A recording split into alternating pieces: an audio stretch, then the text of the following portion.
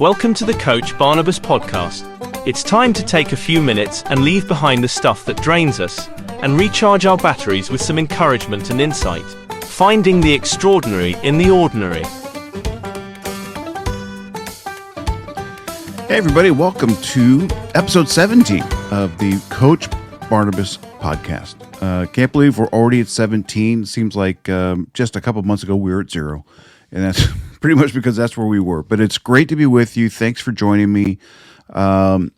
It's been a fun ride so far over these past couple of months, and so grateful for you. So thank you for tuning in.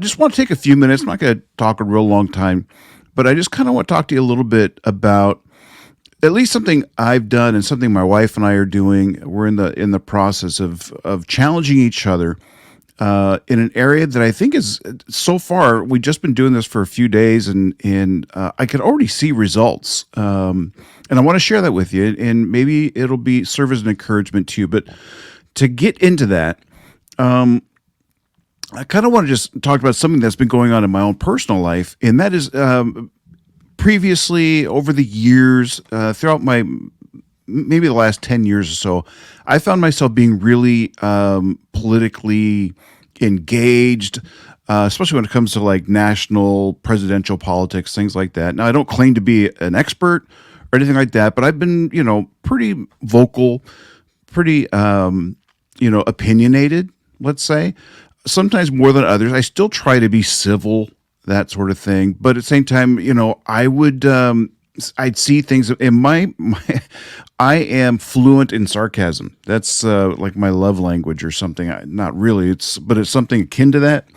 And so my go-to weapon when I am in some sort of debate is to invoke sarcasm, which isn't necessarily my best trait. I'll be honest. And it's something that I need to work on and develop and try to trim that away. Use it. It can be funny. Sarcasm can be funny appropriately, but sometimes it can also be sharp and biting. It can offend people, or some people, when you're really good at sarcasm, they don't know if you're kidding. So it can be kind of dangerous if you don't use it right, or you don't use it with people who know you're kidding. They don't know you well enough. So I'm working on that myself. But going back to the whole politics thing, is I have, in the last couple months or so, I've really kind of distanced myself from that. That doesn't mean I'm not educated or engaged, or I've lost interest or anything like that, because I think there are some important things that we need to be aware of and, speak our minds about. Absolutely. But I also think, in just now kind of stepping away from that arena and observing it from a detached perspective, man, it is a dysfunctional way to live and interact with people.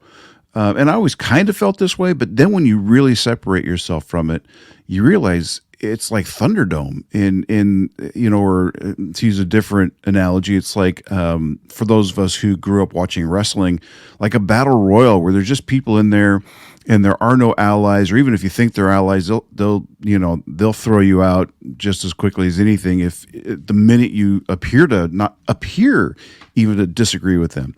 It can be a nasty thing. And so, and you have people who are on the same side politically, but will turn on each other if you support this candidate but not that candidate, or vice versa.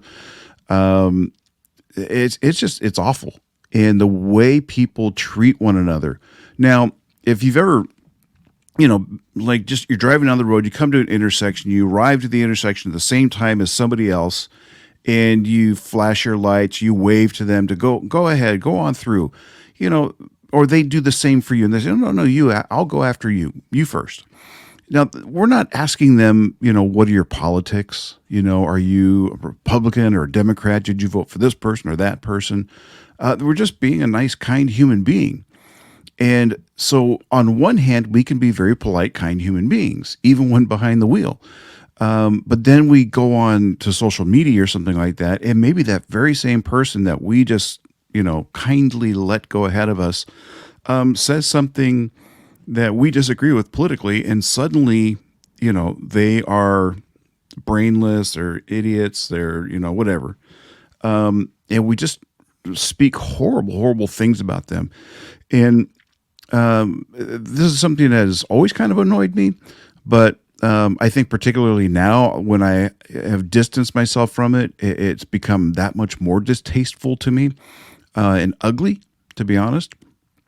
And I found that in my own life, that this has simplified my life, and I feel like I have a clearer vision of people. I think I have a clearer vision of even the political realm and things like that, and it's simplified my life.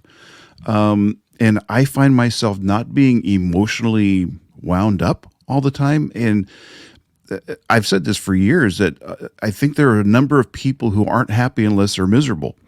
There's a certain comfort zone, a certain comfort level that they need. They need dysfunction. They need chaos. They need controversy. They need something. They need some sort of antagonist. They need that conflict in their life to be happy for some reason. I don't understand that, but and I've also noticed that people who take this super super seriously, and they go into social media and all they want to do is dunk on the other person, whether it's posting memes or something in the news, whatever. Man, they thrive on finding something that is going to make somebody else look terrible. It's not that they're making their position look good and defending it or touting its virtues, as much as this other side, this other person, this other belief system is horrible, and you're an idiot if you think that way, and you're an awful person.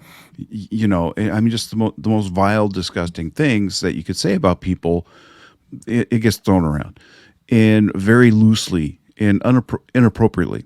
So, and this kind of piggybacks into what I was alluding to at the very beginning of this episode, is this challenge my wife and I have, and it doesn't pertain strictly to politics. In fact, that's not at all the context in which my wife brought it up initially, and I felt like it was really appropriate for me as well. And we're trying to hold each other accountable, and that's to stop complaining about things. And we complain. We don't even. Once you stop complaining about something, you realize how much you complain about. It becomes something that you become more aware of the things that we say that are negative throughout the course of an average day. We complain about this, we complain about that. I mean, it's just so natural to say something negative, and my feet hurt, or it's too cold, which is common. I'm in New England, so that's a constant thing for me, is complaining about how cold I am. Or this, that, or the other, it's going to rain. It's, I don't know, you name it, right? And it can simply be an observation. What's the weather today? Another rainy day. Well, heck, and that can bring us down and stuff. I get it. But at the same time, do we let it really affect us emotionally, mentally? Do we let it affect us spiritually?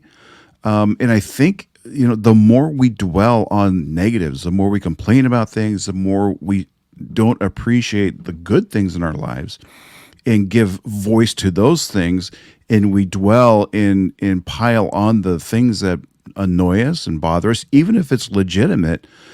Once we dwell in that, it becomes a bigger and bigger things, and then it develops momentum, and we start just coming up with more things that, what else annoys me? This annoys me. And maybe we don't actually speak it out quite like that, but that's really, in effect, that is exactly what's happening. And at the end of the day, we're tired, we're miserable, we're just drained, and it can take away the very essence of who we are, the very best of who we are, from the people who love us and need us, depend on us, count on us in one way or another, or just to be available to somebody else who's really going through a hard time. It's like, I just don't have the energy to deal with your crisis because I'm so worn out and drained from stuff I think about all day long. And I just don't think that's the way we're supposed to live. So I just wanted to take a few minutes and just kind of share that with you and challenge you, if that's the case, and really think about it. Take some inventory and start to pay attention to the things you talk about, the things you dwell on, the things you think about through the course of your day, and see if there's some way you can start with reducing your complaints Okay. And then maybe you get to the point to where you can eliminate it. And I just think that's going to do a lot of good for your mental health, emotional, and even spiritual. I think it could really help you. And you know what? I even think physical, because we can stress out about things. That's not good for your heart. That's not good for your digestive system. It's not good for your relationships. People don't want to hang out with somebody who's miserable all the time or just pointing out this. Or maybe you say something and you're firm in your convictions about something, but maybe somebody you care about feels like you're attacking them personally, or they don't want to be around you because you have this very strong feeling about something, and that alters their opinion about you. And they're ignoring, or their eyes are taken off of really the special things that make you who you are.